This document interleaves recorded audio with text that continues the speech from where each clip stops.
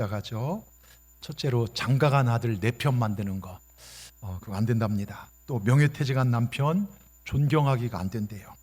셋째, 스님 머리에 핀 꽂는 거 절대로 불가능합니다. 넷째, 돌아가신 고 앙드레 김 선생님한테 흰 옷 까만 옷 입히는 게 불가능하답니다. 근데 여러분 그거 아십니까? 절대로 못하는 것 중에 하나가 예수님 없이는 누구도 천국에 갈 수 없다는 것입니다. 예수님 잘 믿지 않고는, 말씀대로 나아가지 않고는 구원의 완성을 이룰 수 없다는 것입니다. 오늘 6월의 마지막 주일입니다. 여러분 내 인생에도 마지막이 있다는 사실을 늘 기억하면서 작금의 시대를 한번 보십시오. 여러분 유럽은요 정말 그런 일이 없었는데 지금 이상기온으로 6월달 이런 기온은 관측사상 없었대요. 이런 기온들이, 이상기온이 40몇 도가 넘어가죠. 남미, 일본, 미국 지진이 동시대적으로 일어나죠. 중동 전쟁이 오늘 다시 트럼프가 없애겠다 막 그런 얘기가 나오죠. 여러분 성경이 말하는 마지막 때를 우리가 지금 살아가고 있습니다. 우리는 이런 시대적 배경을 보면서 내가 지금 주님 잘 믿고 있는지 면밀하게 내 자신 한번 검토하고 다듬어 봤으면 좋겠습니다. 오늘 히브리서 9장 27절에 한 번 죽는 건 사람에게 정한 것이요. 그렇습니다. 누구나 피할 수 없는 게 죽음이죠. 그 후에 심판이 있으리라. 누구도 피할 수 없는 것이 죽음입니다. 그런데 그것이 끝이 아니라 성경은 죽은 후에 심판이 있다는 사실을 절대 잊지 마십시오. 내가 하나님을 믿고 살아왔는지, 하나님 말씀에 순종하고 살아왔는지, 그렇지 않는지를 마지막 심판대 앞에서 주님께서 심판하실 것입니다. 여러분요, 어느 여론조사기관에서 최근 종교에 대해서 조사를 했는데 그 내용이 얼마나 충격적인지, 약 지금 코로나 겪으면서 370만 명의 400만 명이 종교 간 이동을 했대요. 특별히 불신자, 그러니까 불교 신자가 기독교의 천주교로, 또 천주교 신자들이 불교와 기독교로, 또 기독교 신자들이 정말 불교와 천주교로 이동했는데 놀라운 게 그 가운데 60%가 사람들이 교회를 떠나서 무교나 불교나 천주교를 갔대요. 여러분 더 아픈 통계가 있는데 우리나라 3대 종교가 기독교, 불교, 천주교예요. 근데 기독교 신자들 가운데 종교를 떠난 사람이 1100만 명이 이른답니다.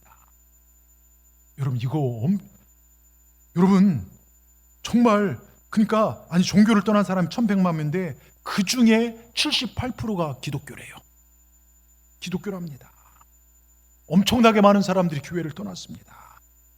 왜 교회가 여기까지 추락을 하게 된 것일까요?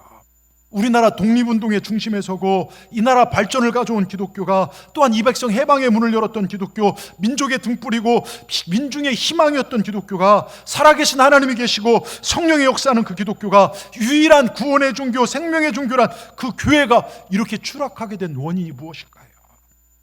왜 많은 하나님의 백성들이 빛을 잃어버리고 세상과 짝 맞춰 걸어가는 것일까요? 왜 많은 교인들이 방황하고 있을까요? 이를 두고 몇 가지 해석이 있어요. 첫 번째 해석이 종교를 취미생활 액세서리 정도로 여긴다는 거예요. 이렇게 재밌게 놀던 장난감 실증 나서 버리는 거랑 교회 생활 이제 재미가 없다는 것입니다. 그래서 교회를 떠나는 거예요. 또 하나 기복신앙. 그동안 복 받으려고 어려운 환경 속에서 하나님 앞에 기도했습니다. 그런데 받을 만큼 받았어요. 집도 가졌고 자동차도 가졌고 아이들 아픈 병원에 갈 만한 돈도 있습니다. 또 하나, 교회가 정치에 너무 깊숙이 관여했다. 정말로 빛과 세상의 소금이 되어야 하는데 그 사명을 이뤘기 때문에 거기에 식상해서 돌아선 사람들. 교회가 교회 성장에 또한 눈이 멀어서 진리를 가르치지 않고 사람들의 구미와 입맛에 맞춘 설교와 목회를 했기 때문이라고 아픈 지적을 하는 여러 가지 이유들이 있습니다. 저는 그렇게 생각해요. 다 맞습니다. 이유와 원인을 분석하는 것 중요하죠. 그러면 그게 아니라 어떻게 하면 다시 교회가 교회답게 세워질 수 있을까? 어떻게 하면 방황하고 있는 세상 사람들에게, 방황하는 교인들에게 천국의 길을, 영생의 길을 제시할 수 있을까? 여러분 정말 교회를 다시 회복하기 위해서 기도와 큰 헌신과 수고가 우리 가운데 있어야 될 줄 믿습니다. 우리 모두가 다시 한번 기도와 헌신, 큰 수고를 감당해야 할 시대가 지금 시대가 아닌가 생각을 해봅니다. 여러분 한 영혼을 구원하는 것은 우주를 구하는 것이다. 탈무드의 격언에 나옵니다. 우리도 우주를 구하는 귀한 일, 우주보다 귀한 한 영혼을 구하는 귀한 일을 우리가 감당하기를 원합니다. 오늘 여기 오신 분들 저를 보십시오. 우리 중에 믿음이 없는 분도 계실 거예요. 오늘 말씀을 통해서 여러분 인생을 변화시키는 믿음이 생기길 주의 이름으로 축원합니다. 삶에 지쳐서 어쩔 수 없이 나온 분도 계실 거예요. 다시 한번 정말 신앙의 본질을 붙잡는 시간 되기를 주의 이름으로 축원합니다. 아직도 믿음이 뭔지 모르지만 그냥 누가 와락해서 한번 오신 분도 계실 것입니다. 근데 내가 죽어야 할 곳이 지옥에서 천국으로 바뀌는 이 시간 되기를 주님의 이름으로 축원합니다. 오늘 몇 가지 영적 교훈을 얻고자 합니다. 오늘 6월의 마지막 주일, 오늘 주제가 좀 무거울 수 있어요. 근데 무거운 주제이지만 반드시 우리가 붙잡고 감당하고 믿어야 할 주제입니다. 이 주제를 붙잡으면서 우리 다시 한번 신앙의 옷깃을 여기를 주의 이름으로 축원합니다. 첫째, 우리 제목 같이 띄워주십시오. 지옥은 영원한 것이고 그것의 고통이 너무나 무섭고 크기 때문에 우리 예수님 잘 믿고 전도해야 합니다. 자, 여러분, 왜 생명을 구원한 일이 그렇게 중요할까요? 죄인인 인간이 지옥에 들어가서 당할 고통이 너무나 크기 때문입니다. 그리고 그곳은 한번 들어가면 다시는 나올 수 없는 곳이에요. 한국교회가 부흥할 때는요, 지옥 천국 설교가 많았어요. 어느 순간부터 위로 정말 어떤 시스템 이런 갖춘 교회들 막 하다 보니까 이런 것들이 잃어버리기 시작합니다. 여러분, 그곳은 한번 들어가면 다시 나올 수 없는 것이고, 우리 주님께서 공생의 시험 첫 번째 외친 게 회개하라 천국이 가까웠느니라. 우리 주님 복음은 천국입니다. 천국과 연결되어집니다. 이게 가장 중요해요. 여러분, 그러면 여러분 회개하지 않고 예수님을 영접하지 않으면 지옥 가는데, 그곳에 한번 들어가면 다시 나올 수 없는 것입니다. 우리가 이 사태의 심각성을 안다면 우린 예수님을 더 잘 믿어야 합니다. 여러분, 스스로에게 한번 물어보십시다. 내가 이렇게 살아도 천국 갈 수 있는지. 두렵고 떨림으로 믿음 생활해야 합니다. 그리고 끊임없이 내 주위 사람들에게 복음을 전하시길 바랍니다. 여러분 기억하세요. 예수님의 핏값 위에 세워진 교회는요, 성도들의 핏값과 희생 위에 교회가 성장해 왔습니다. 예수님의 희생의 피로 구원받은 백성들은요, 또 다른 피 흘림을 통하여 사람들을 구원할 수 있습니다. 한국교회 초창기에 순교자의 우리 신앙의 선배들의 피 흘림이 지금 이 교회를 만들었습니다. 여러분, 값진 희생이 지옥에 갈 영혼을 건져냈습니다. 그래서 그 희생은 값어치가 없는 것이 아니라, 허무한 것이 아니라, 그 희생은 영원한 천국에 빛이 나는 거예요. 영원한 천국에 들어가는 정말 통로가 되는 것입니다. 여러분, 교회를 살리고 생명을 살리는 데는 반드시 희생이 있어야 합니다. 그래서 그 희생은 값진 것입니다. 여러분이 성가대로, 여러분 때론 전도자로, 때론 주방봉사로, 여러 가지 힘든 일을 봉사로 땀 흘려 수고하는 그 희생은요, 영원히 빛나는 것이고 천국에서 빛나는 희생이고 주님이 인정하는 가치임을 기억하시기 바랍니다. 여러분, 일찍이 다니엘이요, 다니엘 12장 3절을 통해서 이런 말을 해요. 많은 사람을 옳은 대로 인도한 사람은 하늘의 별처럼 빛날 것이다. 많은 사람을 옳은 대로 인도한 사람은요, 저는 우리 동산의 성도님들이 다른 사람을 저주하거나 다른 사람의 신앙을 주저앉히는 것이 아니라 많은 사람을 옳은 길로 인도하는 그런 여러분 되기를 주의 이름으로 축원합니다. 그래서 목회도 그런 방향으로 맞춰서 우리가 나가는 거예요. 그래서 우리가 청춘대학도 하기도 하고 선교를 나가기도 하고 옆에 구제를 하기도 하고, 그런 거 여러분들이 순종해줘서 도와주셔서 그런 일들이 감당이 되는 것입니다. 근데 그 희생은 하나님이 기억하신 희생이고 헌신임을 꼭 기억하시기 바랍니다. 여러분, 가나안 농군학교 김용기 장로님, 우리 옛 어르신들은 가나안 농군학교 가서 정말 이 수업도 들어오신 분도 계실 거예요. 그분 강연집에 제가 몇 번 얘기했죠. 어느 날 생도들이 가나안 농군학교에 들어와 훈련을 받고 있고, 가족들과 함께 저녁 식사를 마친 후 전부 다 고단한 잠이 들었습니다. 그런데 500마리의 닭과 200마리의 앙고라가 토끼가 있는 농장에 불이 났습니다. 불이야! 깜짝 한밤중에 가족과 생도들이 뛰쳐나 보니까 완전 지옥입니다. 불이 붙어 날개를 퍼덕거리며 살아보였던 몸부림하다가 잿더미가 되어 뚝뚝 떨어지는 닭들, 털 많은 앙고라 토끼에 토끼 털에 불이 붙었을 때요, 빨간 폭탄처럼 통통 튀다가 허무하게 쓰러진 토끼들을 바라보면서 누구도 손을 쓸 수가 없습니다. 김용기 장로님 그걸 지켜만 봅니다. 모두들 멀찍이 서서 그 비참한 광경을 지켜볼 수밖에 없습니다. 안타까이 발을 동동 구는 사람 데리고 예배당에 들어갔어요. 죄악을 걸머지고 지옥에 떨어지는 비참함이 저렇겠구나. 누가 먼저 시작할 것도 없이 흐느끼는 소리가 이곳저곳에서 들려오기 시작합니다. 예배당이 통곡으로 가득 찼습니다. 그날 밤 예배당에 성령의 불이 임했습니다. 정말 1000여 명의 부활을 거느리고 경찰관의 폭행 깡패 두목이 그날 회개를 하고, 아, 끝이 있구나, 지옥이 있구나 신학을 하고 목사가 되었고, 유명한 법대를 졸업하고 고시를 준비하던 유망한 청년이 거기 와서 훈련받던 중에 그 광경을 바라보고 끝이 있구나, 예수님을 영접하게 되고 나중에는 가나안 농군이 되어서 장로님의 사위가 되게 됐습니다. 여러분, 지옥의 고통, 이건 아무리 설명해도 이해가 안 될 것입니다. 그러나 쇠를 녹이는 풀무불보다 더 뜨거운 곳이라 합니다. 그리고 한번 들어가면 죽지도 않고 영원토록 고통당하는 곳입니다. 그리고 다시는 나올 수 없는 것입니다. 여러분, 여러분들이 인정하든 안 하든 그곳은 존재합니다. 반드시 존재합니다. 그러니 우리는 믿으시고 예수님 잘 믿으시길 주의 이름으로 축원합니다. 여러분, 예수님 잘 믿는 것보다 귀한 것이 있어서도 안 되고 앞서는 것이 있어서도 안 됩니다. 여러분, 제가 종종 우리 인생을 세 단계로 구분하죠. 어머니 뱃속에 있을 때 태생이에요. 그때는 거기가 전부인 줄 압니다. 그런데 태어나 나온 삶을 일생이라고 합니다. 일방통행이에요. 태어나서 죽을 때까지 돌아갈 수 없는 일생입니다. 그리고 나서 뭐가 주어집니까? 영생이 주어집니다. 예수님을 그리스도로 영접한 사람은 영생을 얻지만 예수님을 거부한 사람, 믿지 않은 사람은 영벌에 주어집니다. 자, 뱃속에 있을 때 여러분 부모님이 여러분한테 사랑한다, 우리 애기, 그런 얘기 혹시 생각나는 분 있으십니까? 내가 엄마 태속에 있을 때 아버지 어머니 얘기했던 것들 동화책도 읽어주고 했을 건데 생각나십니까? 우리 가장 가까운 우리 준서, 네가 여기서 내가 볼 때 제일, 준서도 뱃속에 있을 때 엄마 아빠가 너를 위해서 읽어둔 동화책이나 할아버지가 너 사랑한다 얘기 생각나? 그렇지, 전혀 안 나지. 여러분, 똑같습니다. 자, 뱃속에서 일생을 몰라요. 근데 일생도 마찬가지예요. 일생을 살면서 영생을 몰라요. 왜? 이거 잘 모릅니다. 근데 여러분, 일생에 있는 동안은요 기회가 있습니다. 말해주는 이도 있고 강권해 주신 성령님도 있고 주 예수를 믿으라 그리하면 너 안에 집이 구원 얻으리라 우리 예수님도 말씀하셨습니다. 그렇게 우리 믿음의 사람들은 영생을 합니다. 그리고 우리는 영생을 준비하는 삶을 지금 살아가는 것입니다. 여러분, 오직 믿음으로 사시길 주의 이름으로 축원합니다. 그리고 우리가 멋진 일 해봤으면 좋겠어요. 내 주에 죽어가는 그들의 발걸음을 옮겼으면 좋겠습니다. 내 사랑하는 자녀가, 내 사랑하는 아내가, 내 사랑하는 남편이, 내 사랑하는 부모님이 지옥 들어가는 것을 여러분 걸어가고 있다면 그들의 발걸음을 돌려 세우시기 바랍니다. 핍박도 있을 거예요. 잔소리한다고 그만 얘기하라고 할 거예요. 근데 그럼에도 불구하고 기도하시고 또 기도하셔서 그들이 영원한 천국 얻을 수 있도록 우리 그렇게 사십시다. 여러분, 끝이 있음을 꼭 기억하시기 바랍니다. 자, 두 번째요, 우리 같이 읽겠습니다. 심판이 있기에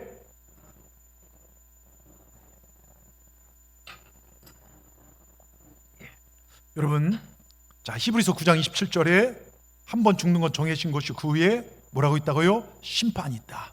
죽음 후에 심판이 있다. 죄송한 얘기지만 이건 뭐 제 개인적인 얘기입니다. 저는 장례를 치르거나 영정 앞에 딱 서면 하나님께서 그분들의 영혼을 이렇게 보여주신 그런 은사가, 근데 저희 보니까 저희 큰 이모님도 그 은사가 있대요. 저랑 얘기하면서 그분을 딱 놓고 처음 가서 기도하면 천국에 들어가신 분들은 정말 화나요. 화난 그런 것들. 근데 예수 믿지 않거나 이런 분들은요 정말 보면 어두워요. 컴컴합니다. 여러분, 한 번 죽는 것은 사람의 정해진 것이 그 후에 심판이 있다고 성경은 얘기합니다.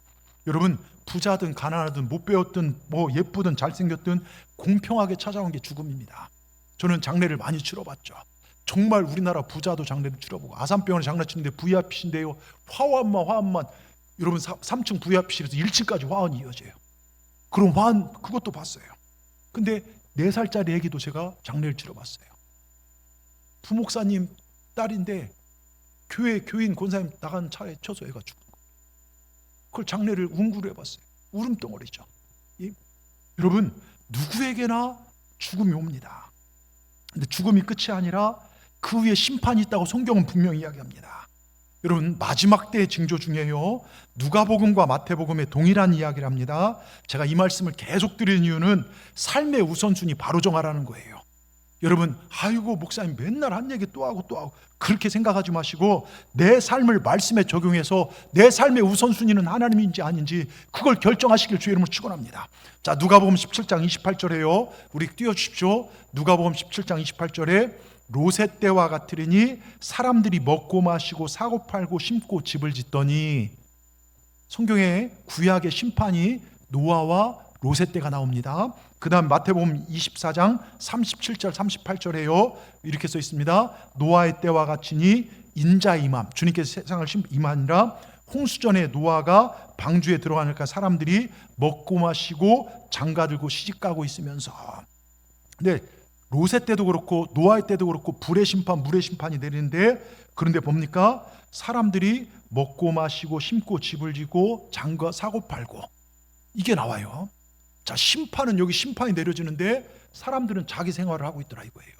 자, 여러분, 먹고 마시는 일상생활이 잘못됐다는 얘기 아니라겠어요? 시집가고 장가가고 가정생활하면 안 된다는 얘기도 아닙니다. 사고파는 장사행위 문제가 아닙니다. 심고 집을 짓는 사업을 하지 말라는 얘기가 아닙니다. 우선순위가 심판이 있는데 그거 잊어버리고 여기서만 살고 있다는 거예요. 여기 먹고 마시고 시집 장가가고, 이 말은 내 욕구에 푹 빠져서 다른 일에 무관심한 상태를 말하는데요, 일상성에 도취되어서 영혼을 잃어버린 상태, 마땅히 예배하고 하나님 영광에 살아갈 사람들이 일상성에 도취돼서 그것을 뒤로 한 상태, 육적인 일이 인생의 모든 목적이 되어버린 상태, 정말 신앙을 잃어버린 상태, 세상 일이 바빠서 하나님 말씀을 듣지 못한 상태, 그러니까 다른 일을 다 하고 다른 거 더 귀하게 여기고 시간 남으면 주 예배하는 것. 여러분, 이런 때, 그때가 되면 예수님 오실 때란 거예요. 제가 이번 오랩산 하면서 제 눈을 열어보게 해준 것이, 예수님도 베드로도 사도 바울도 마지막 때를 이기는 것은 깨어 기도하라는 거예요. 깨어 기도하라는 게 뭡니까? 일상성에 도취된 우리 삶, 이렇게 성령의 역사가 일어나는데 나는 일상성에 도취돼서 그 일에 들어오지 못할 때, 여러분 깨어 있으라는 것입니다. 우리 두렵고 떨림으로 신앙생활을 합니다. 자, 저를 보십시오. 여러분, 여러분, 집을 짓고 사고 파는 게 잘못됐다는 얘기 아닙니다. 장사하는 거 잘못됐다는 얘기 아닙니다. 영원한 심판이 있다는 사실을 잊어버리고 그저 이 땅이 너무 소중하고 이 땅에 먹고 사는 것들이, 정말 자녀 키우며 직장 생활하며 사는 것들이 내 눈을 가리고 있을 때, 이 땅의 쾌락이 너무 재밌고 교회 생활이 재미없어지고 예배가 지루하고 세상에 사로잡혀 하나님이 보이지 않을 때, 천국이 보이지 않을 때 심판이 임할 것이다. 성경은 분명하게 우리에게 예언하고 있습니다. 자, 여러분 어떻습니까? 지금이 그런 시대 아닙니까? 많은 성도들이 믿음의 중요한 교를 잊어버려요. 하나님 중심이 아니라 먹고 사고 시집가고 장가가고 애들 키우고, 여기가 주가 되어버렸습니다. 여러분, 내가 중심입니다. 여러분, 하나님 중심으로 살고 계십니까? 세상 재미에 푹 빠져 있고 먹고 사는 일에 막 지쳐서 예배의 기쁨, 헌신의 기쁨, 기도의 기쁨을 잊고 살고 계시지는 않습니까? 저는요, 우리 교회 성도님들이 영광스럽고 행복한 예배를 드릴 수 있도록 예배를 섬긴 일에 목회의 생명을 겁니다. 호랩산 때도 제가 어떻게 하면 우리 성도들을 사랑할까, 정말 여러분을 위해 축복 기도도 하지만 새벽마다 여러분들을 위해서 정말 믿음으로 나와서 안수 기도를 합니다. 어떤 분은요, 목사님 일주일에 2번 정도만 하세요. 목사님 힘드셔 걱정돼요. 아닙니다. 감사합니다. 걱정이 감사해요. 근데 저는요, 정말 우리 성도들이 예배가 살아나고 하나님의 영광을 위해 서기를 원합니다. 우리 중에 누구도 지옥 간 자 없기를 주의 이름으로 축원합니다. 여러분, 우리가 이 땅에 살아가는 동안 밥은 먹어야 살지 않습니까? 숨을 쉬어야 살겠지 않습니까? 에이, 나 지금 나 밥 안 먹어, 아니 나 숨 안 쉬어, 그럼 죽는 겁니다. 예? 적어도요, 예배는 타협하지 아니하고 여기에서 하나님 말씀을 경청하고 하나님 말씀 만나고 하나님과 호흡하고 영적인 양식을 먹어야 사는 것입니다. 어찌 예배를 소홀히 하고, 여러분 예배 소홀히 하고 믿음 성장하는 어떤 길도 없습니다. 사는 길이 없습니다. 예배와 기도와 생명 걸지 않고 하나님의 임재에 젖어 사는 방법 어떤 것도 없습니다. 마지막 때 하나님은요, 그래서 신령과 진정으로 예배할 자를 찾으신다고 해요. 우리 신령과 진정으로 예배하는 자 우리 되기를 주의 이름으로 축원합니다. 시편 140편 5절, 예? 시편 140편 5절 띄워주십시오. 야곱의 하나님으로 자기 도움을 삼으며 여호와 자기 하나님께 자기의 소망을 두는 자는 복이 있도다. 여러분, 하나님 여러분 도움 되시길 바랍니다. 하나님만 여러분 소망 되시길 바랍니다. 여러분, 세상 것이 소망이 될 수가 없어요. 다 지나갑니다. 오직 여호와 하나님께만 소망 주시길 주의 이름을 축원합니다. 노아가요, 노아의 때라고 했지 않습니까? 노아가 산 꼭대기에 방주를 져요. 사람들이 미친 거 아니냐, 야 무슨 이렇게 좋은 날에 비가 내리냐. 여러분, 순종해서 십니다. 여러분, 120년 동안요, 어떻게 그 일을 우리는 조금만 힘들어도 막 불평할 때가 많은데 노아는 거기다 막 지는 거예요. 여러분, 노아가 왜 졌을까요? 심판을 믿었기 때문에 그래요. 여러분, 묻습니다. 종말을 믿으십니까? 다시 한번 묻습니다. 종말과 심판을 믿으십니까? 자, 다시 묻겠습니다. 예수님을 내 인생의 구세주요 그리스도라는 걸 믿는 것만큼 분명히 우리는 종말도 믿어야 합니다. 이것이 노아가 우리 주님께서 마지막 때 가르치는 교훈입니다. 주님 다시 오신다, 재림한다. 언제 오실지 모르지만 반드시 주님은 재림하신다. 그래서 노아는 몸이 아파도 먹을 것 없어도 피곤해도 순종해서 방주를 지었습니다. 하나님을 의지했습니다. 그날을 소망했습니다. 우리가 신앙생활하면서 병들을 수 있어요, 아플 수 있어요, 암에 걸릴 수 있어요. 그래도 이 신앙을 지켜야 될 줄 믿습니다. 사업이 어려워 부도날 수 있습니다. 그래도 이 신앙만큼 흔들리지 말아야 합니다. 직장에 쫓겨나 억울해도 이 신앙만큼 흔들리지 말아야 합니다. 신앙생활이요, 신나면 잘 되고 신앙이 어려우면 신앙생활 멀어지는 것이 아니라 세상의 우여곡절 때문에 내 신앙이 흔들리지 않는 믿음, 이게 정말 신앙이에요. 자녀가 실패하고 때론 자녀가 뜻대로 안 돼요. 내 속을 썩여도 하나님 앞에 예배하고 신앙생활하는 것만큼 내가 변하지 않으리라. 이게 정말 신앙입니다. 일이 힘들고 고단할 때가 있어요. 교회 생활이 버거울 때 있어요. 그런데 신앙생활만큼은 흔들리지 않는다. 여러분, 이 신앙이 정말 신앙입니다. 이 정말 신앙으로 우리가 무장되어지길 주의 이름으로 축원합니다. 자, 보세요. 심판을 믿지 않았던 자들은요, 하나님 말씀을 조롱했어요. 노아 믿고 순종한 자들을 비웃었습니다. 자, 마태복음 24장 38절 39절을 보겠습니다. 38절 띄워주십시오. 홍수전에 노아가 방주에 들어가던 날까지 사람들이 먹고만 장가를 시집가고 있었어요. 노아가 방주를 지면서 여기 들어와야 산다, 들어와야 산다, 예수 믿어야 산다, 수많이 전도를 했어요. 근데 아무도 믿지 않아요. 아무도 믿지 않습니다. 수많이 전도를 했는데요. 그때 그 결과가 뭡니까? 좀 무서운 얘기지만 39절 같이 읽겠습니다. 홍수가 나서 그들을 다 멸할까지 깨닫지 못하였으니 인자 임함도 그러하니라.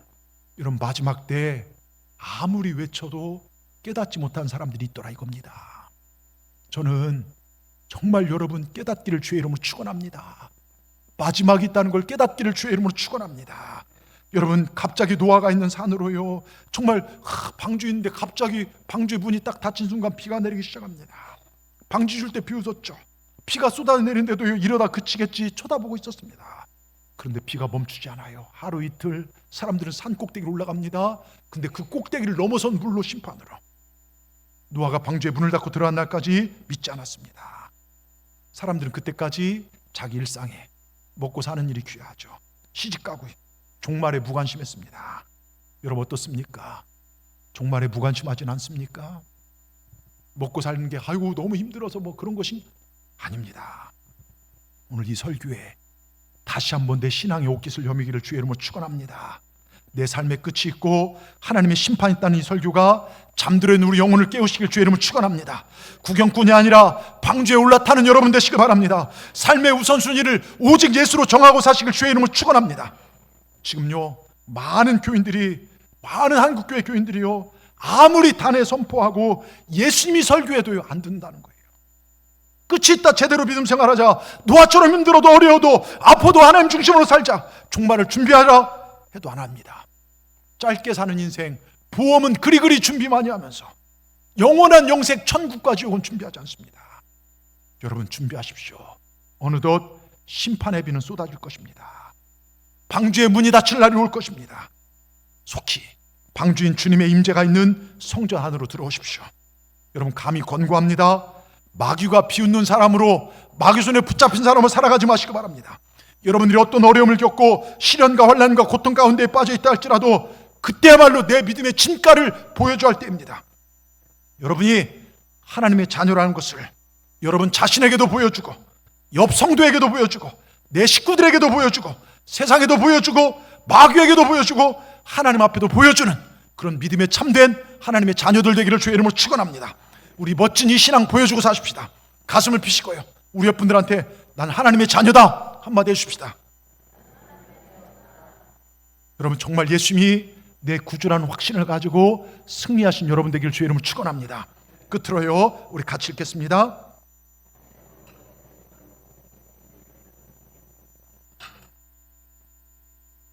너무 무거운 주제를 얘기했더니 막 좀 무거우신 것 같은데, 그 아주 귀가 어두운 할머니 한 분이, 할머니 이제 연세가 들여서 이제 한 80 정도 돼서 귀가 잘 안 들리는 할머니가 어느 날 길을 걷고 있는데 뒤에서 남자의 목소리가 들리는 거예요. 자기밖에 안 걷고 있는데 같이 가 처녀, 같이 가 처녀. 내가 아직도 처녀처럼 보이나? 내 뒷모습이 그렇게 예쁜가? 누군지 보고 싶었지만 남자가 실망할까 봐 차마 뒤돌아오지 못했습니다. 집에 돌아온 할머니가 막 기분이 좋아서 싱글벙글하니까 손자가 물었습니다. 할머니, 오늘 무슨 좋은 일 있어요? 아까 집에 오는데 어떤 남자가 나한테 같이 가자고 처녀라고 그러더라. 손자가 에이 할머니 잘못 들었겠지. 아니다 내가 분명히 들었어. 분명히 나한테 처녀라고 했어. 그게 누군데요? 그건 모르지. 하여튼 남자들은 예쁜 건 알아가지고. 그랬더니 이 손자가 그렇더래요. 예? 우리 하엘이는 아닐 것 같아요. 예? 우리 준서도 우리 하엘이가 우리 권사님이 저녁마다 와서 3층에서 기도하세요. 저는 1층에서 하는데 저는 기도하는데 마늘인가 뭘 까다가 말고 왔대요. 근데 그 사이에 기도 시간에 교회에서 기도하고 갔더니 보통 같으면 그냥 안 하잖아요.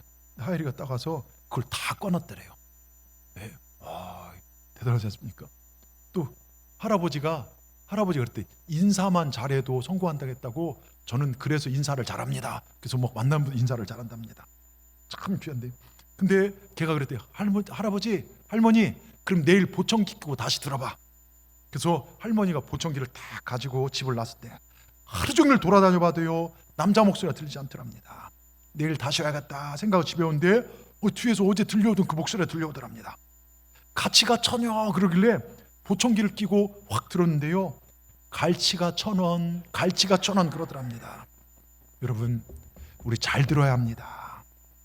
말씀 잘 들으시기 바랍니다. 내 기분과 환경 여건 그 말씀 해석하지 마시고요 은혜로 말씀을 받아지길 주의 이름으로 축원합니다. 그것이 내게 복이 됩니다. 아멘. 여러분 자 보세요. 한 사람이 전도를 받아 예수 믿고 구원 얻기까지는 누군가 수고와 희생이 필요합니다. 자 우리 중에 전도의 필요성과 중요성을 알지 못하는 분 거의 없을 겁니다. 그런데 왜 전도하지 않고 열매가 없을까요? 아마 희생하지 않고 전도하려고 하기 때문입니다. 전도하려면 창피하기도 하고 쑥스럽기도 하고 난 안 될 거란 생각도 들기도 하고 편안하게 전도는 다른 사람 보고 귀찮잖아요. 그러니 안 한 겁니다. 근데 사도 바울을 보십시오. 얼마나 열정적 삶을 살았는지요. 내게는 그리스도의 흔적이 있다. 여러분 갈라디아 6장 14절 여러분 이 심판을 이길 수 있는 이 비결이요 이게요. 6장 14절에 바울은 다 얘기해서 내게는 우리 주 예수 그리스도의 십자가 외에는 결코 자랑할 것이 이런 사람은요 천국 직통입니다. 이 믿음이 있으면요. 여러분 바울은요 십자가의 관점에서 볼 때 내가 지금 고난받는 거 복음 전하다 두드려 맞는 거 죽는 거 나 두렵지 않다. 예? 내가는 십자가만 자랑한다. 나 같은 죄인을 위해서 생명 주신 그 주님의 십자가를 나는 자랑한다. 여러분 보세요. 여러분 눈을 뜰 때마다 십자가 보이십니까? 예? 안 보이시죠? 눈이 막 지금 제가 보니까 눈에 때가 많이 묻어서 백내장, 녹내장 걸려갖고서 십자가 안 보이실 거예요. 여러분 십자가를 쳐다보면요 그 속에 내 모습이 보여야 돼요. 내가 앞으로 가야 할 하나님 나라가 환히 보입니다. 내가 숱한 죄에 정말 죄책감에 시달리다가도 십자가만 쳐다보면 그 십자가로부터 내게 오는 그 하나님의 사랑으로 말미암아 내 마음속에 엄청난 자유와 기쁨과 감격이 찾아오더라고요. 온갖 문제가 얽히고 설치다 십자가를 바라보면 주님으로부터 문제가 해결됩니다. 내가 이만하면 나만큼 교회에 충성한 사람은 있어요 싶지만 십자가 보면 부끄럽게 짝이 없어요. 주님은 나를 위해 이렇게 목숨까지 주셨는데 나는 여러분 목회를 하다 보면요 종종 임종을 지켜볼 때가 많습니다. 사람의 끝을. 그래서 제가 이렇게 살아가면서 임종을 많이 치르다 보면 참 사람이 허무해요. 요즘 그 요양병원 가서 또 한 분이 영접하시기도 우리 김광 장로님 아버님도 하셨지만 그 우리 최옥심 권사님도 말씀드리지만 107세 할아버지가 요양병원에 그 100살 넘는 분들이 몇 분 계신데 이 사람의 인권이 없는 그냥 누워있는 거죠. 그냥 누워서 약으로. 근데 제가 이 임종하는 분들을 이렇게 지켜보면서 그분들을 볼 때마다 느낀 게 고뇌가 많아요. 숨이 끊어지기 전에요. 근데 먹고 살 걱정이 아니더라고요. 죽는 거 두렵기도 하지만 그것도 큰 걱정 아니에요. 남은 식구들에 대한 정말 걱정도 아니고 내 명예, 여러분 죽는 분이 명예 걱정도 안 하더라고요. 죽는 순간의 고뇌는요 내가 주님의 심판 앞에 죽음이 어떻게 될까 두려움이더라고요. 두려움이요. 내 죽음, 심판 때 그 앞에 펼쳐질 지옥이냐 천국이냐, 그리고 일생 동안 살아온 모습이 주님 앞에 어떤 모습으로 드러날 것인가 하는 것입니다. 여러분, 누구에게나 그 순간 옵니다. 근데 이것을 무엇으로 넘길 수 있을까요? 별의별 이야기를 다 합니다. 아빠 보고 싶어요, 엄마 사랑해요. 여러분, 다 소용없어요. 오직 하나입니다. 예수님께서 당신을 위해서 십자가에서 당신 죄를 지시고 죽으시고 부활하셨습니다. 이 사실을 믿으면 됩니다. 그걸 아멘으로 받아들이면 얼굴이 환해지더라고요. 여러분, 복음입니다. 십자가입니다. 여러분, 내가 뭐 돈 많이 벌었네, 내 자녀가 뭘 잘 됐네, 집이 어떻네, 여러분 내가 뭘 했네 자랑하지 마시고 그리스도 십자가만 자랑하십시다. 그것이 나를 구원해요. 십자가 나를 구원합니다. 저는 이 다음에요, 하나님 앞에 서서 여러분 한 분 한 분을 하나님께 자랑할 겁니다. 우리 장로님 제게 큰 힘이 되셨습니다. 우리 권사님 교회 얼마나 열심히 섬겼는지 모릅니다. 우리 집사님 그 어려움 속에도 믿음 지키면서 얼마나 열심히 사시는지 모릅니다. 하나님 앞에 여러분을 자랑할 것입니다. 근데 가장 큰 자랑은 뭐냐? 우리 성도님 십자가를 온전히 바라보고 살았습니다. 그 아픔 속에서도 예배의 기쁨을 회복하기 위해 살았습니다. 전 여러분이 오직 십자가만을 바라보며 나는 죽고 예수로 사는 우리 동산의 모든 분들 되기를 주의 이름으로 축원합니다. 여러분, 갈라디아 6장 14절에 주 예수 그리스도 십자가에 결코 자랑할 것이 없으니, 여러분 정말 다시 한번 묻습니다. 여러분 가슴 깊이 예수님에 대한 확증과 십자가에 대한 자랑이 있습니까? 예? 어느 순간부터 그거 잃어버리지 않았습니까? 문제만 보이고 아픔만 보이고 세상 즐거움만 보이고 요즘 뭐 주식만 보이고 요즘 32강 오늘 떨어졌대요. 뭐 홍명보를 죽이네 살리네, 죄송합니다, 이런 거 방송 나가면 안 되는데, 막 지금 난리도 아니지 않습니까? 막 축협이 어쩌고 저쩌고 그런 것만 보입니까? 여러분 정말 심각한 우린 예수님이 보여야 될 줄 믿습니다. 사도 바울은요 자랑할 것이 엄청 많았어요. 예, 진짜 가말리엘 학문이지, 정말 최고의 대학을 나왔지, 최고의 로마 시민권까지 있죠. 근데 진짜 예수님이 하나님의 아들임을 알고 그 예수 믿고 십자가를 알게 된 후에 그 모든 자랑이 없어지고 말았습니다. 모두 그걸 덧없는 것으로 분토만 토마다 배설물로 우리가 먹으면 나버리는, 정말 싸버리는 그것으로 여긴 거예요. 그런데 지금 한국교회는 사도 바울이 배설물로 여긴 걸 자랑으로 여기고 그것만 자랑하고 있습니다. 여러분, 우리 삶의 우선순위가 바뀌를 주의 이름으로 축원합니다. 예수 그리스도 십자가에는 결코 자랑할 것이 없으니, 내 육신 가운데 내 이력서 가운데 난 아무것도 자랑할 것이 없습니다. 나에게 죄사함을 가져다 준, 나에게 영원한 삶을 감겨가 준 십자가만 자랑하겠습니다. 우리도 이렇게 사십시다. 요즘 한국교회 목회자를 청빙하는데요, 조건이 박사학위, 유학, 대형교회 뭐 부목사 몇 년 생활, 이런 것이 조건이 된대요. 사도 바울 예수님 명함도 못 낸답니다. 여러분, 십자가만을 자랑해야 할 교회가, 복음만을, 예수님만을 드러내야 할 교회가 복음의 능력보다 세상 실력을 더 중요시한 것 같아 가슴이 아픕니다. 오직 예수님 십자가만 자랑할 교회가 어느덧 진보 보수 정치에 깊이 발을 담그고 섬겨야 할, 세상을 섬겨야 할 교회가 세상에 지금 걱정거리가 되어가고 있습니다. 그만큼 십자가와 너무 멀리 떨어져 있습니다. 가슴이 아픕니다. 서로 사랑하고 섬겨야 할 교회가 이렇다 저렇다 말이 많고 다툼과 원망과 불평이 있습니다. 교단을 가보면 고소고발이 넘쳐나고 있습니다. 십자가 예수님이 보이지 않기 때문입니다. 여러분, 우리 다시 한번 내 마음을 열고 십자가의 주님을 내 가슴에 모십시다. 여러분 삶에 십자가의 흔적이 있기를 주의 이름으로 축원합니다.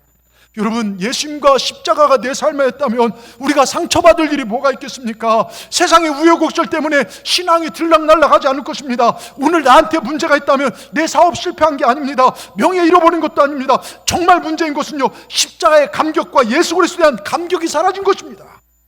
이 첫사랑을 회복하시길 주의 이름으로 축원합니다. 여러분, 우리 말 한마디 한마디에 예수의 흔적을 나타내십시다. 이제 미워하고 원망하는 말 그만 잘라내십시다. 여러분 심장 속에 예수님의 맥박이 고동치기를 원합니다. 아멘. 내 걸음걸이 속에 예수님이 같이 걷기를 원합니다. 내 눈동자 속에 예수님의 사랑과 연민이 담겨지기를 원합니다. 세상 쾌락과 남의 잘못과 허물을 보던 눈이 이제는 예수님의 마음이 우리 눈에 들어오기를 주의 이름으로 축원합니다. 미움과 다툼과 상처와 아픔으로 얼룩진 내 마음이 예수님의 사랑의 마음으로 채우시길 주의 이름으로 축원합니다. 여러분 잘 보십시오. 하나님을 사랑이라게 해요. 하나님의 사랑이 어떤 사랑입니까? 독생자 예수를 우리에게 내어주신 사랑입니다. 여러분 그 엄청난 사랑을 알고 살아가십니까? 우리 너무 그걸 잃어버리고 살아가지 않습니까? 어느 젊은 목사님이요, 작은 교회에 부임하며 첫 설교를 했습니다. 목사님은 하나밖에 없는 아들 예수님이 인간의 우리의 죄값을 대신 치르게 하여 십자가에 죽으신 이 복음의 사건을 설교하면서 한 이야기를 들려주셨습니다. 지금부터 20여 년 전 한 아버지 아들과 아들 친구가 작은 보트를 타고 여수 이 바닷가에 나갔고, 아버지는 다른 한편에서 고기배를 타고 바다로 나갔다 갑니다.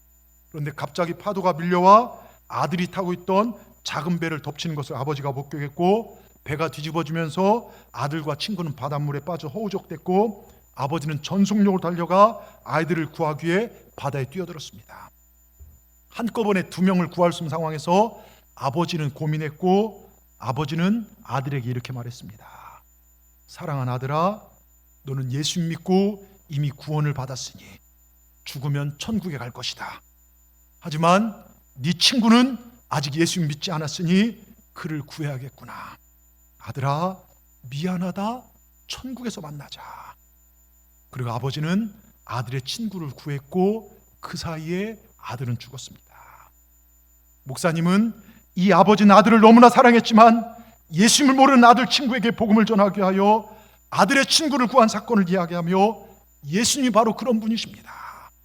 예수님이 사랑에 대해서 설교를 이어가려고 하는데 저 뒤에서 한 사람이 일어나더니 항의하듯 말합니다. 세상에 자기 아들을 죽게 내버려 두고 남의 아들을 살린 것이 그런 아버지가 어디 있다는 말이요. 말도 안 되는 소리 하려고도 그냥 당장 내려오시오. 그래서 목사님 말씀하셨습니다. 맞습니다. 이 말도 안 되는 사건으로 살아서 예수 믿고 목사가 된 사람이 있습니다. 교인들이 정말 그런 사람이 있다는 게 신기한지 웅성거렸습니다. 그때 목사가 말했습니다. 그 목사가 바로 저입니다. 그리고 말도 안 되지만 사랑하는 아들을 희생시키시고 저를 구해주신 아버지가 바로 저 뒤에 계신 아버지십니다. 사람들이 일제히 예배당 맨 뒤에 앉아 계신 할아버지를 보았고, 그 할아버지는 눈물을 흘리고 계셨습니다. 여러분, 자기 아들을 희생하면서까지 아들의 친구를 구한 아버지, 여러분 이해가 되십니까? 이해가 되십니까? 제가 제 삶에 저희 아들 예천이를 대입해 봤어요. 여수 이 바닷가 놀러 갔는데 친구랑 둘이 빠졌어요. 한 명밖에 못 구해요. 근데 쉽게 제가 답을 내리지 못하겠더라고요. 예천이는 예수 믿지만 그 친구가 믿지 않으면 나는 그 상황에 어떻게 할까? 답을 내리기 어렵더라고요. 여러분, 이 아버지도 이해가 안 되고 저도 이해가 안 되는데, 하물며 만왕의 왕으로서 하늘과 땅의 모든 권세를 가진 하나님의 아들이신 예수님이 나를 사랑하셔서 나를 위하여 하늘의 모든 영광과 권세와 그 기쁨을 다 내려놓고 십자가에 못 박혀 돌아가셨다는 것, 이게 어떻게 이해가 될 수 있냐 이거예요. 여러분, 이게 이해가 되냐 이겁니다. 우리의 생각과 이성은 도저히 이해가 안 됩니다. 근데 그건 실제입니다. 실제입니다. 하나님 저와 여러분 얻기 위하여 예수님 십자가에 내어 던지시고 죽으셨습니다. 이 십자가의 사랑을 오늘 가슴을 열고 다시 한번 확증하시길 바랍니다. 한 번도 이 얘기를 들어보지 못한 분은 마음을 열고 십자가의 주님을 받아들이시길 바랍니다. 여러분, 이 십자가의 사랑을 한 사람들은 함부로 살지 않아요. 우리가 주일마다 십자가를 바라보며 성부, 성자와 성령, 송영송 그냥 부르는 게 아닙니다. 왜 이 교회는 아닙니다. 우리 신앙의 선배들은요, 박해받아서 핍박받아서 사자 앞에 들어갈 때, 묶여서 화형당해서 죽어갈 때 마지막 불렀던 찬송이 이 찬송이라고 합니다. 성부, 성자와 성령 영원히 영광 받으시옵소서. 태초로 지금까지 앞으로 영원토록 하나님께 영광을 돌리는 삶. 여러분, 잠깐의 고난 뒤에 영원한 천국에 나를 천국으로 인도하신 그 하나님을 찬송한 것입니다. 우리 십자가의 사랑 잊지 마십시다. 요즘 교회 생활 익숙하다 보니까 또 교회에 처음 나오신 분들도 이걸 잊어버리고 사는 분도 있을 거예요. 아니, 몰랐던 분도 계실 것입니다. 여러분, 이 십자가의 사랑, 나를 살리기 위해서 주님이 죽으시고 부활하셨습니다. 이거 절대 잊지 마시기를 다시 한번 축원합니다. 우리 예수님 이 땅에 좋은 말씀, 덕이 되는 말씀, 힘이 되는 말씀만 주시려고 오신 게 아니에요. 두려움과 걱정 속에 있는 우리에게 마음의 평안과 위로 주시려고 온 것도 아닙니다. 물이 포도주로 변하고 보리떡 5개 물고기 2마리로 수만 명을 먹이고 12광주 남기기 위해 오신 것도 아닙니다. 우리 예수님 죽기 위해 이 땅에 오셨습니다. 하나님은 죽을 수 없기 때문에, 희생제물이 될 수 없기 때문에 예수님이 사랑의 몸을 입고 내 대신 희생제물이 되기 위해 이 땅에 오셨습니다. 예수님은 우리가 아직 죄인 되었을 때 우리를 대신해 죽으셨습니다. 예수 그리스도 십자가의 죽음은요, 하나님께서 우리를 향해 보신 최고의 사랑입니다. 여러분, 사람은요 누구나 마음에 채워지지 않는 빈자리 있더라고요. 공허합니다. 모든 것을 다 가져간 사람도요 어느 순간 허무함과 외로움 앞에 직면하게 됩니다. 자살이요 시골에서 많은 게 아니라 도시에서 강남 땅에 자살이 많대요. 많은 걸 가지고 허무하니까 찾다 마약도 찾기도 하고 성을 찾기도 하고요. 허무합니다. 우리 가슴속 빈자리를 채우는 것은요 눈에 보이는 세상의 쾌락이 아닙니다. 눈에 보이지 않지만 지금도 이 시간 우리와 함께 하시는 하나님의 크고 놀라운 사랑만이 우리의 가슴속 빈자리를 채울 수 있다는 것을 기억하시기 바랍니다. 하나님은요 우리를 하나님의 형상대로 만들었기 때문에 아무리 세상적으로 우리가 성공해도 부족함을 느끼며 하나님이 채워지지 않으면 공허함을 느낍니다. 여러분, 인간은요 하나님 만나고 나서야 내가 어떤 존재인지를 분명히 깨닫게 됩니다. 영적 배고픔과 목마름, 내 존재의 이유와 가치, 우주의 생명의 신비 등 무한한 지식에 대한 호기심에 대한 해답을 찾아주는 곳, 바로 성경입니다. 하나님밖에 없습니다. 여러분은 사랑받기 위해 태어나셨습니다. 저를 보십시오. 여러분 한 분 한 분은 사랑받기 위해 태어나셨습니다. 여러분 지금까지 하나님의 사랑받은 최고의 걸작품이고 앞으로도 하나님의 사랑을 받을 최고의 걸작품입니다. 우린 예수님의 핏값으로 산 고귀한 존재들입니다. 이 사실 잊지 마십시오. 여러분, 밤하늘에 반짝이는 별들을 보기 위해서는 분명히 존재해요. 근데 방 안에 갇혀 있어서는 별들을 못 봅니다. 창문을 열고 여러분 보입니다. 우리도 닫혀있는 마음의 문으로는 하나님의 존재를 알 수가 없어요. 믿음의 창문을 열 때 오늘도 주님은요 정말 라오디게아 교회처럼 우리 문을 두드립니다. 너희 마음 문을 열면 내가 너희와 들어가 내 생명을 너희에게 나눠주리라. 나로 더불어 먹고 영원토록 살리라. 여러분, 마음 문을 여시고 주님을 영접하시기를 주의 이름으로 축원합니다. 우리 마음 문을 다시 여십시다. 그리고 주님의 그 사랑을 받아드십시다. 우리 마음 문을 열고 예수님 마음의 영접함으로 영혼의 목마름과 갈급함을 해결하고 주님 주신 생명의 풍성함을 누리며 살아계신 주님으로 만족하는 저와 여러분 되기를 바랍니다. 그리고 내가 얼마나 정말 가슴 뛰는 존재인지, 행복한 존재인지, 내가 얼마나 사랑받는 삶인지 가슴에 듬뿍 담고 세상에 나가서 그 사랑 전하며 사십시다. 사람들에게도 알려주시고 마귀에게도 나는 하나님 사랑받는 자녀다 알려주시면서 이 마지막 때를 사랑하고 이웃 사랑하고 사시다가 어느 순간 내 생명이 끝나는 날 주님이 부르실 때 잘하였도다 착하고 충성된 종아, 주님 품에 안기는 여러분 모두가 되시기를 주의 이름으로 축원합니다. 기도하겠습니다. 하나님 감사합니다. 6월의 마지막 주일 이 예배를 통하여 우리에게 말씀을 통하여 우리 영혼을 깨우쳐 주시니 감사합니다. 말씀 행함으로 이어지는 삶이 되게 하여 주시옵소서.